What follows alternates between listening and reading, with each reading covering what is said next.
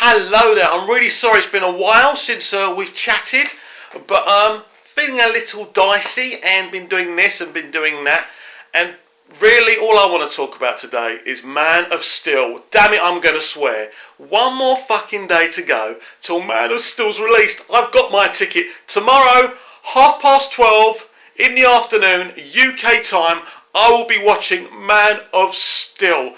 And boy, it's been a long wait. 2.5 years of hearing this, hearing that. 5 full trailers, over 10 TV spots, which I've got excited after each one. Tomorrow it's finally here. We've already had some reviews, and I'm talking about YouTube reviews mostly. Every time someone does a YouTube review, you always hear this. Well, I've never been a Superman fan, you know, I kind of read the comics, I kind of liked him. And why don't they just say it how it is? We are Marvel fans, and we are going to try and do a shitty review about a Superman movie because we're jealous and scared that it's going to do better than our own movies. This is the situation. I mean, I will quote what was said after Superman Returns: not enough action. Now that what they're saying is about Man of Steel, too much action. Can you believe it? So either there's not enough or there's too much. I know that all the Superman fans are going to love this movie because, or most of them, because it is going to show us Superman kicking ass. A few people are saying it's not as deep as they thought it would be. But on the next note they'll say, oh, but it made me cry throughout. If it's not that deep, how can it make you cry? It's like they're saying things to put the movie down. They're trying to cause problems within the box office. That's what they're trying to do.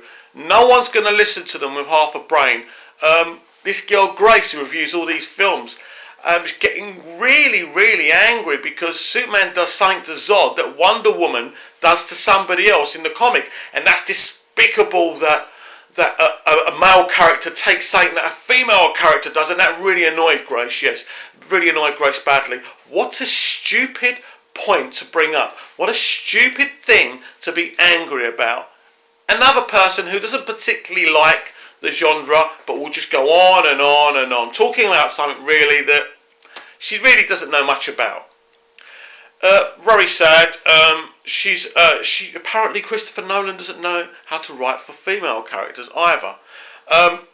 Okay, Catwoman was a bit shaky. I thought the other female characters in these Batman movies were okay. I liked the females in Inception. It's a stupid accusation. So sorry, Grace. Every time you do a review or something, you're pretty negative. I haven't seen you be positive very much. So let's get away from these negative reviews because we've got to see it. That's true. I shouldn't get too angry with what these people are saying, but there seems to be something else in their mind while they're doing it, and they're not really talking about the film. They're not giving the film a full 10. They're giving it a 4 out of 5, an 8 out of 10. It's very interesting. Rotten Tomatoes, which is apparently a site that's very respected, gave Fast and the Furious 6, is it? I can't keep up. 6, I think. More points out of 10 than Man of Steel. Now you've got to understand what's going on here. These are just people that are trying to do the movie down. As I say, out of box office. There's a little scheme in their head where they think they can do this. That they think they've got so many thousands of hits and channel subscribers that will work. But it will not work. This film, from what I can see, is amazing. I'm sure there'll be flaws. No work of art is without its flaws. But let's forget about these people. This is a massive moment for Superman. Can we let these people spoil our excitement like it's going to be Christmas Day tomorrow? No. These are historic moments. This is a historic moment for Superman. The 6th movie. The character is 75 years old. This character means so much to me. You who believe in your gods and you go to your churches, that's fine.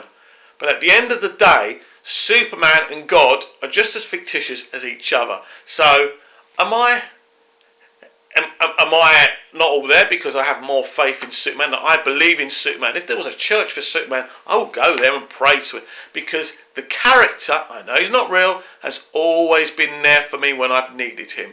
Always. He's a wonderful character, and he stands for something really special and really important. And, you know, as I say, 75 years, all those comic books, all those graphic novels.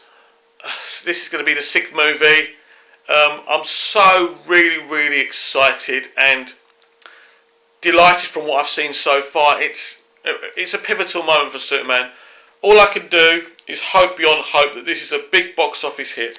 We need a sequel. Apparently one's been greenlit. About that news, but that sequel's been greenlit, there doesn't seem to be any quotes from Warner Brothers or Zack Snyder or Christopher Nolan or anyone.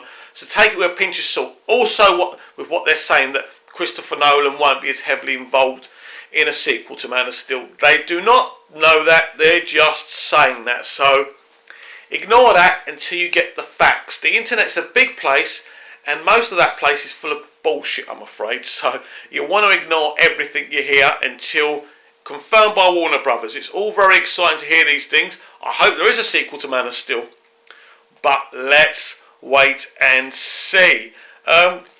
Few spoilers. You better go away now. Spoilers I've heard online anyway. I don't know them for a fact. Have you gone? You don't want to hear? Right, great. Apparently, Clark isn't in the Daily Planet wearing the glasses till the very end of the film. I'm cool with that. It gives much more time for the backstory with Krypton. Apparently, we're 20 minutes on Krypton.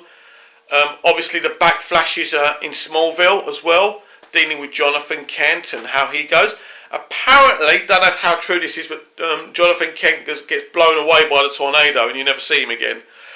Actually, if that's the case, does that actually mean that leaves it open? If there's no body, Jonathan could be out there somewhere.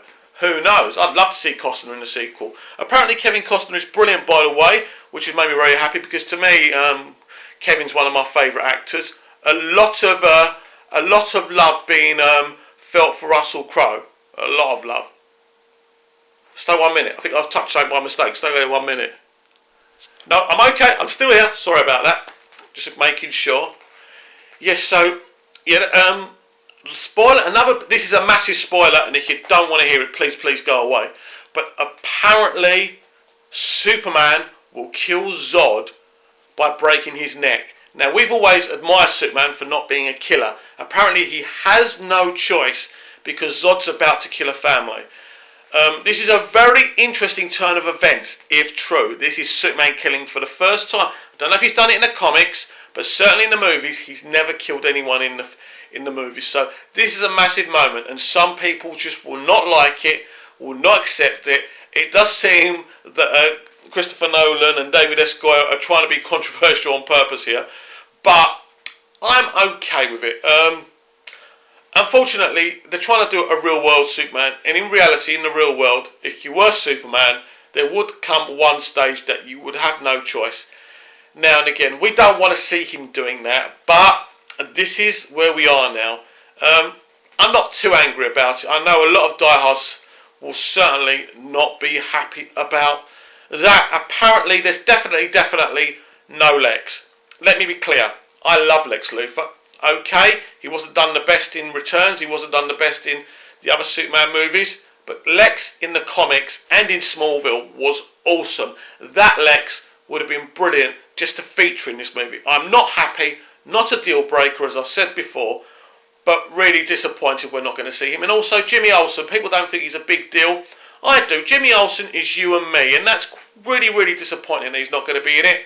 Hopefully in the sequel we'll see both characters, because they are very important to me, especially Lex, especially from what we saw in Smallville, which made Lex an even bigger character than he is now.